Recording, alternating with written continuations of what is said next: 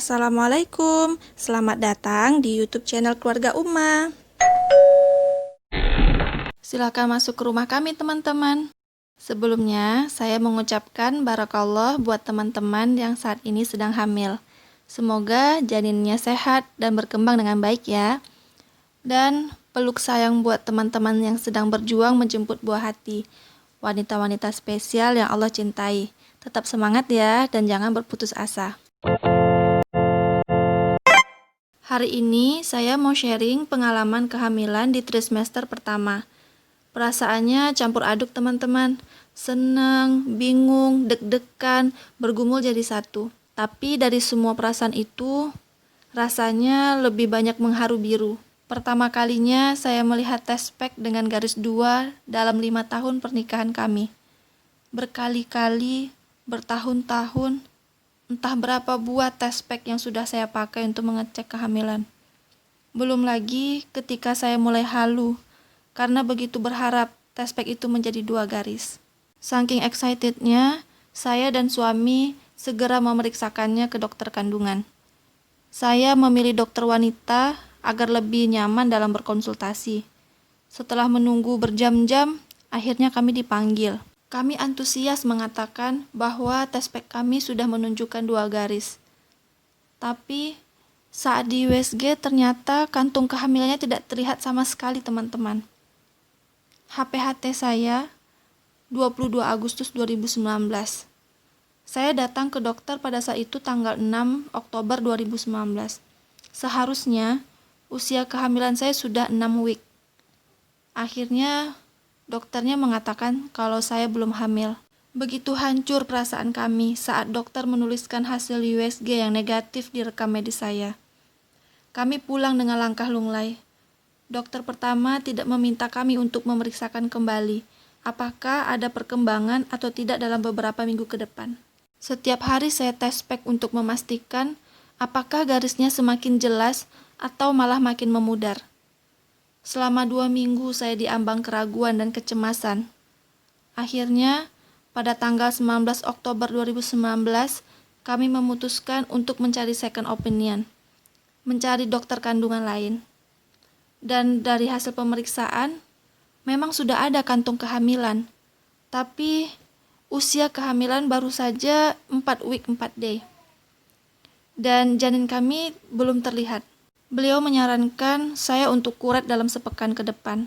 Ya Allah, langit seperti runtuh menimpa harapan-harapan kami, menghantam tubuh-tubuh kami. Lagi-lagi kami mendapati berita yang menghampakan perasaan hati. Entah bagaimana saya menjelaskan perasaan saya saat itu. Saya benar-benar sedih, kecewa, dan tak henti-hentinya menangis. Tak terbayangkan kebahagiaan kami akan sirna dalam sepekan mendatang. Berkali-kali saya bertanya, apakah benar ia ada di rahim saya? Namun, suami selalu menyemangati saya. Beliau selalu mengatakan, ada anak abang di rahim ayang. Berkali-kali saya bertanya, setiap kali beliau mengatakan hal yang sama. Kami menunggu 1 minggu untuk melanjutkan USG ke dokter. Kami terus berdoa, terus berharap, dan meminta doa-doa terbaik dari orang tua dan keluarga, agar ada keajaiban dan kami bisa melihat janin berada di rahim saya. Seminggu setelah pemeriksaan terakhir, kami mencari dokter dan rumah sakit lain untuk memeriksakan kandungan saya. Jujur saya begitu takut dan trauma jika balik ke dokter sebelumnya. Karena jika hari itu janin belum terlihat, tindakan kuretase harus dilakukan. Saya memilih dokter yang direkomendasikan oleh seorang sahabat. Benar saja, di saat ketegangan saya di rumah sakit untuk memeriksa kandungan, ada sosok wanita yang tersenyum ramah dengan aura positif di dalam ruangan poli kandungan.